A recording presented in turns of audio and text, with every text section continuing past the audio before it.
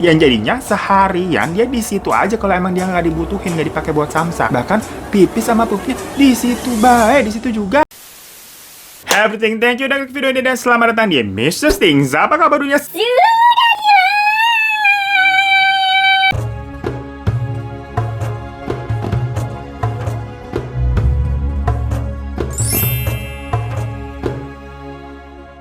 Hai gengs, kalian tahu kan kalau gue nih suka banget main game online. Apalagi puasa-puasa kayak gini nih, sambil ngabuburit main game itu enak banget ya. Nah, gue mau ngasih tahu kalian nih, tempat biasa gue top up games. Yang caranya gampang banget, udah gitu cepat dan pastinya jauh lebih murah. Lo tahu kan, gue pelit anaknya. Kalau selisih ngeliat nih gope aja gitu sama toko sebelah, ih mana mau gue.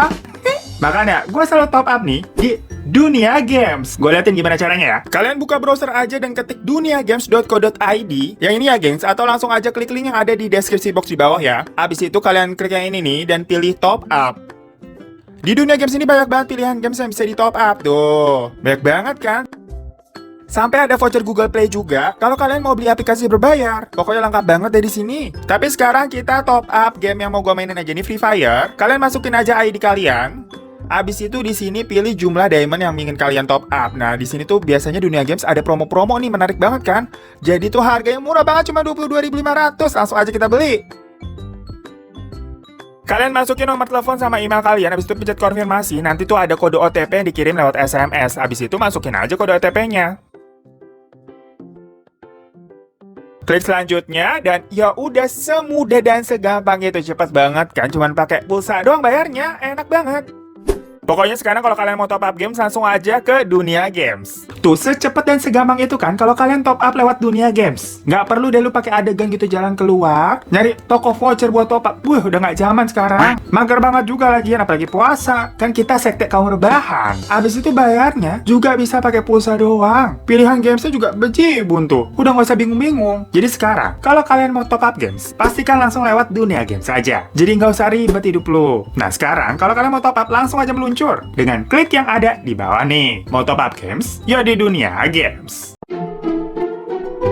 Gengs, gue yakin banyak dari kalian itu udah nonton atau at least tau lah sama novel yang udah difilmin nih, berjudul 50 Shades of Grey. Yo, giliran film modal begini aja cepet lo. Ingat lagi Ramadan istighfar lo. Nah, di film itu kan intinya menceritakan seorang laki-laki yang punya penyimpangan seksual, dimana harus melakukan tindakan kekerasan ke si wanita, dimana penyimpangan tersebut itu dikenal dengan nama BDSM. Nah, ibarat kata nih, kasus-kasus dari kemarin tuh kan banyak yang kayak seperti cerita film yang terrealisasikan. Ya sama, ini begitu juga. Tapi versi lebih gila dan lebih nyeremin lagi. Lah kalau di film itu kan Mr. Grey-nya kayak Raya yang sampai punya helikopter dan ujung-ujungnya nurut tuh sama ceweknya si Anastasia. Padahal cowoknya dominan. Nah kalau di realitanya nih, di dunia nyata begini, ini tuh ada suami yang menculik seorang perempuan untuk dianiaya dan dijadikan budak mantap-mantapannya. Tapi penculikan itu ternyata sepengetahuan istrinya sendiri, dan si istrinya ini emang sengaja tutup mata aja udah buat memuaskan hasrat si suaminya. Istilah katanya tuh kayak berbakti sama suami, tapi ya kagak gini juga ya konsepnya ya. Dan yang lebih parah, ini tuh terjadi selama 7 tahun, gengs, diculiknya. Kalian bayangin aja,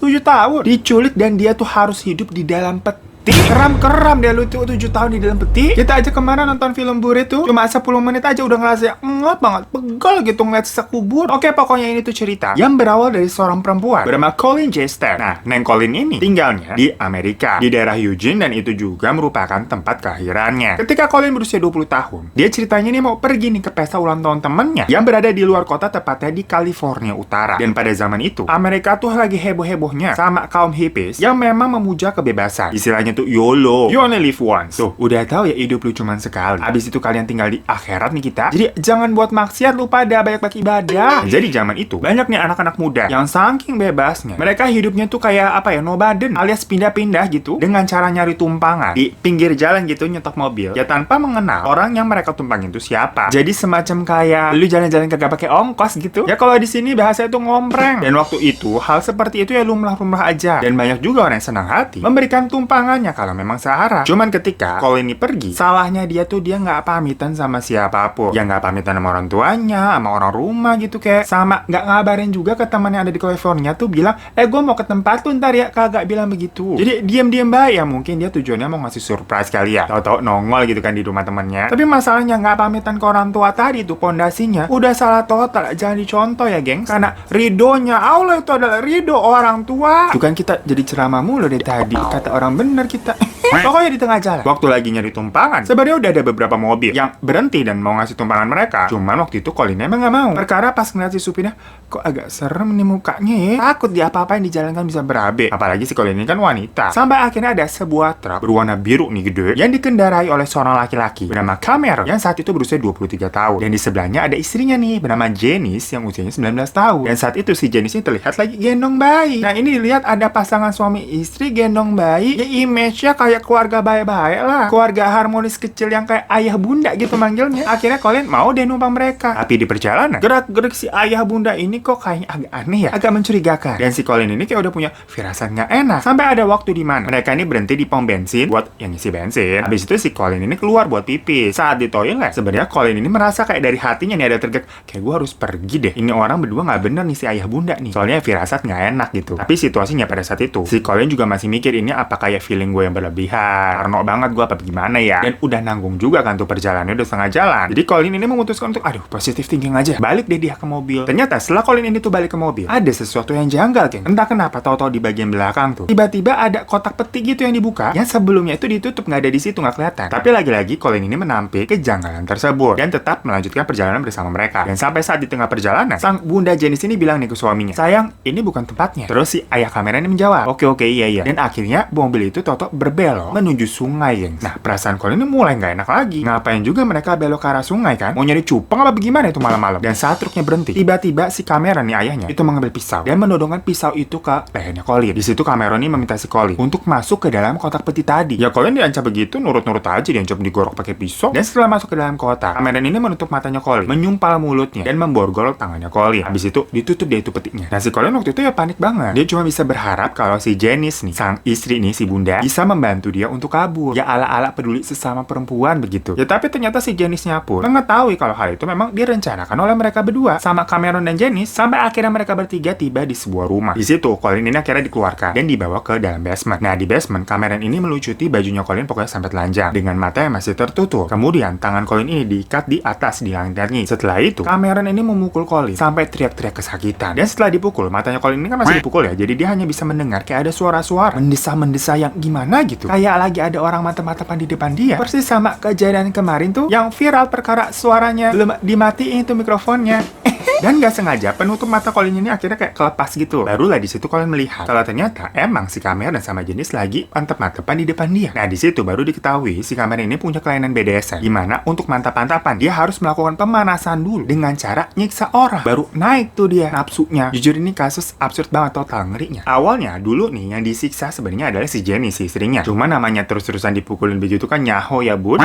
Biarlah orang lama-lama bonyok. Akhirnya mereka memutuskan untuk menculik seorang perempuan biar dijadikan samsak gitu untuk menggantikan Jenny sebagai objek pemanasannya si Cameron. Setelah Cameron panas, barulah dia mantap-mantapan dengan istrinya sendiri. Adik-adik aja cerita begini gue heran. Dan udah selesai mantap-mantapan tuh, Cameron ini kemudian mengurung si Colin di dalam kotak peti lagi. Dan kejadian itu terus berulang-ulang ya geng. Pokoknya selama Cameron ini membutuhkan wanita untuk pemanasan, ya Colin akan dikeluarkan. Sebenarnya Colin ini juga sempat bertanya kepada Jenny sebagai sesama wanita, semacam sampai kapan dia harus menjadi objek pelampiasan dan dipukulin. Dan di situ Janice menjawab, tenang aja, karena hal ini cuman akan berlangsung beberapa hari doang. Habis itu Colin ini janji akan dibebaskan. Tapi setelah menunggu kayak seminggu berlalu, gak ada tanda-tanda kalau pasangan itu mau melepaskan Colin. Sampai akhirnya 2 minggu berlalu, tiba-tiba Cameron ini datang membawa hadiah. Tapi hadiahnya bukan kebebasan, boneka, baju atau perhiasan, melainkan peti baru yang udah dimodifikasi dengan fitur kipas angin yang ada di dalamnya agar Anda tidak kepanasan. Wow, sungguh inovatif sekali bukan? Berasa teknologi masker sekarang ada purifiernya tuh. Dan di peti mati itu, si Colin sekarang nih bener-bener nggak pernah dibukain lagi. Perkara kan udah ada kipas angin tuh di dalamnya, jadi dia bisa napas, kagak perlu dibuka-buka lagi. Yang jadinya seharian dia di situ aja kalau emang dia nggak dibutuhin, nggak dipakai buat samsak. Bahkan pipis sama pupnya di situ baik, di situ juga. Ini cerita siksa kubur apa lagi sih Tuhan? Pokoknya si Colin ini cuman bisa keluar dari peti tuh ya kalau dibutuhin jadi samsak doang. Sampai 8 bulan berlalu, suatu hari nih, Janice dan Cameron turun ke basement dan memperlihatkan ada sebuah koran yang berisi berita mengenai ada namanya perkumpulan rahasia bernama The Company. Mereka berdua ini terus mengklaim kalau Cameron dan Janice itu merupakan anggota dari sekte The Company itu yang digadang-gadang katanya anggotanya berisi orang-orang penting. Jadi kalau Colin sampai mau berontak dan kabur, dia diancam bisa-bisa keluarganya akan dihabisi karena koneksinya si Cameron sama Janice ini banyak. Dan di situ mereka juga memaksa si Colin untuk tanda tangan di surat perjanjian yang menyatakan kalau Colin yang aman bersedia mereka jadikan budak untuk untuk mantap-mantapan. Ya ini bener-bener kayak film Mr. Grey sama Anastasia di 50 Shades of Grey. Itu kan juga ada perjanjian surat-suratannya tuh ya. Dan kondisi Colin yang saat itu memang udah depresi berat. Ya manggut-manggut aja. Gak bisa mikir apa-apa lagi dia. Yang penting dia bisa makan dan gak mati, udah gitu aja lah. Pada akhirnya, saat Cameron dan Janice ini merasa si Colin ini kayaknya udah bisa dipegang nih, udah setia nih. Akhirnya Colin ini dikeluarkan dari peti dan diizinkan untuk bekerja di rumah mereka. Sambil mengasuh anak, masak, sampai bersih-bersih juga. Agak ngerak banyak banget ya job desk-nya. Udah gitu, setiap kali mereka nih makan, posisinya Cameron dan Janice ini akan makan di meja makan. Sementara Colin ini ngemper di bawah, beber kayak budak gitu lagi. Dan setelah beberapa minggu, Janice tahu-tahu nih mulai cembokir, mulai cemburu dengan si Colin. Karena Cameron nih, kayak roman-romannya naksin ya sama si Colin. Biasa, rumput tetangga emang selalu kelihatan lebih hijau. Karena jealous, Janice ini jadi lebih sering menyiksa si Colin. Bahkan dia memotong rambutnya biar si Colin ini kelihatan jelek gitu. Dasar wanita emang nggak bisa banget saingan ya. Gila ya, saya suka minder kalau ketemu sama wanita satu ini. dia gila banget. Gue kayak apaan ya di samping lo? Apaan sih Joses, lo yang selalu stamina. Dan beberapa minggu kemudian, Cameron ini meminta Colin untuk naik ke kamar mereka. Anehnya, biasanya kan ruangan mantap-mantapannya itu di basement. Ini kok disuruh ke kamar gitu kan. Ternyata di situ Colin tuh diperkaos, gengs. Jadi sekarang nih konteksnya udah dipakai, gak cuma dijadiin samsak doang. Dan gilanya ternyata yang mengusulkan itu semua ya si Bunda Janice sendiri. Karena Janice tahu kalau suaminya tuh naksir si Colin. Daripada nih suaminya selingkuh diam-diam, terus Janice kan jadinya merasa dibohongin ya kalau nggak bilang-bilang. Mendingan sama Janice sudah terang-terangan udah sana lu pakai tuh di depan gua gitu, gengs. Gak lama kemudian, Cameron dan Janice ini memutuskan untuk pindah ke semacam rumah model van gitu, rumah mobil. Karena memang kalau rumah van itu biaya hidupnya kan lebih rendah ya, lebih murah dibanding rumah konvensional biasa. Yang jelas berarti mereka ini kan udah nggak punya basement. Nah jadinya peti tempat tidurnya si Colin itu tuh ditaruh di bawah kasur mereka, gengs. Jadi kayak semacam dibuat dipan buat kasur. Wah, apa kabar dunia sudah sedeh? Biasa kayak Dracula nggak? Ya pas mau tidur aja gitu balik suruh ke peti tuh. Terus petinya ditahan sama kasur, ditidurin sama mereka. Ya kagak bisa keluar sampai kejadian itu tuh 2 tahun berlalu. Nah di sini Colin udah mulai dikasih kepercayaan lebih lagi, di mana dia bisa keluar halaman dan boleh jogging maksimal 15 menit untuk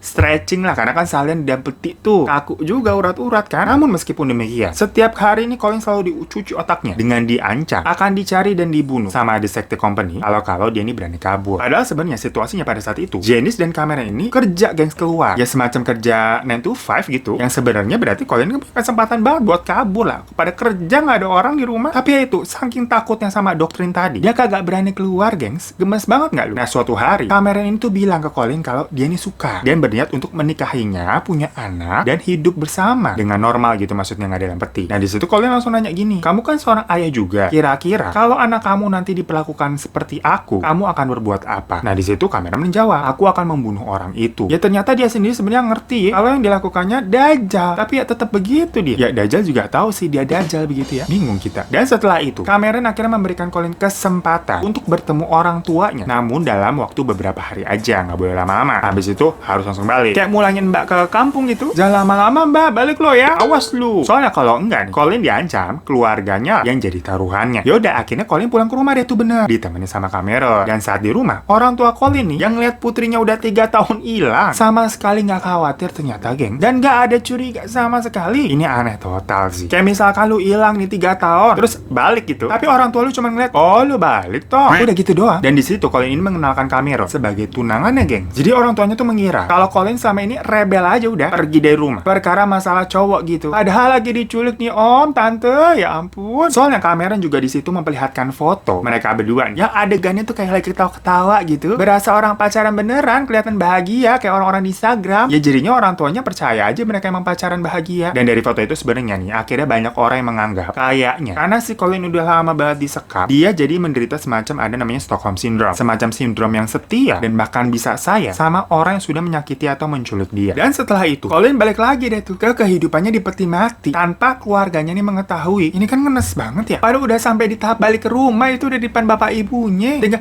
minta tolong aja ya. Gregetan kita. Dan pokoknya total, jadinya si Colin ini diculik itu 7 tahun, geng. Sampai suatu hari, Janice ini meminta Colin untuk keluar dari peti. Dan tahu-tahu di situ dia mengucapkan happy birthday. Ya Colin heran ya, karena itu bukan hari ulang tahunnya. Ngapa dia diucapin happy birthday terus dikasih kue? Kan macam OVJ.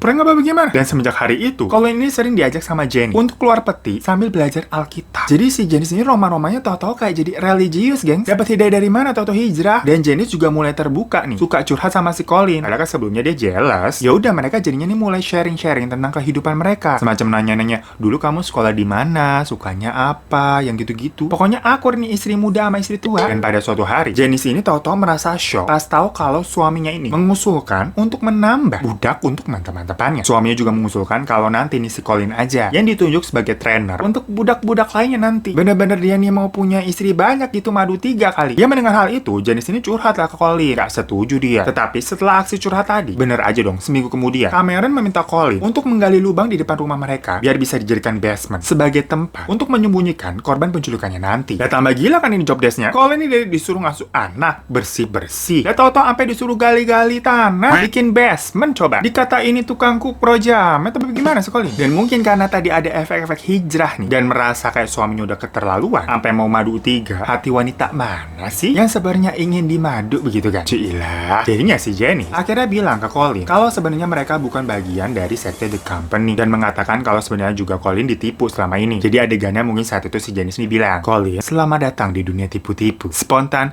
uhuy. Tuh di situ ada kamera, dada-dada tuh ke kamera situ, kena deh. Dan untuk menebus kesalahannya, Janice kemudian membuat rencana untuk memulangkan Colin ke rumahnya dengan membelikan sebuah tiket bis. Tadinya Colin masih nggak percaya, kayak masa iya sih Janice ini tau-tau bisa baik begini? Hijrahnya pol-polan gitu kan? Apa jangan-jangan dia curiga ini akal-akalan Janice doang kali? Mau ngeprank lagi ngadu domba dia sama si Cameron, jadi suujon nih bawaannya. Ya tapi gimana pun juga namanya dibilang dia udah dibeliin tiket bis, ya diterima lah kesempatan buat dia pulang. Yaudah mereka kemudian pergi ke terminal bus tuh, dan sambil menunggu bisnya datang, Colin ini ke toilet. Di sana dia menemukan ada sebuah telepon umum. Saat itu juga Colin telepon Cameron dan ngomong kayak begini nih, aku tahu kalau company itu nggak ada dan aku tahu kamu berbohong. Pokoknya aku akan kabur sekarang. Jadi ini ada sinetron adegannya, gengs. Pakai laporan segala. Maksudnya lu pulang aja dulu deh ke rumah lu, ketemu polisi, baru terserah lu mau nelfon mau kayak yang terserah. Gregetan gitu, ngapain juga lapor-laporan ke penjahat kan. Tapi untungnya ya udah, si Colin berhasil pulang ke rumahnya nih. Dan di situ dia baru ngaku ke orang tuanya kalau sebenarnya dia adalah korban penculikan yang selama ini hilang 7 tahun lamanya. Di situ bapak ini shock banget dan merasa menyesal kalau waktu itu tuh dia tidak menahan anaknya buat pergi sama si Cameron. Ya habis dikirakan mereka pacaran. Gak lama setelahnya, Cameron dan Janice ini akhirnya ditangkap sama polisi. Dan di situ Janice bersedia mengungkapkan semuanya asalkan dia nih minta diberikan keringanan hukuman. Dan di persidangan akhirnya Cameron ini dijatuhi hukuman 104 tahun penjara, gengs, untuk kejahatan penculikan dan pemerkosaan. Sementara itu Janice ini dibebaskan karena dia ini kooperatif, dan si Colin ini memang tidak menuntutnya karena dianggap ya membantu memulangkannya. Pokoknya intinya Colin ini memaafkan si Jenny sampai akhirnya mereka berdua menjalani hidup seperti biasa.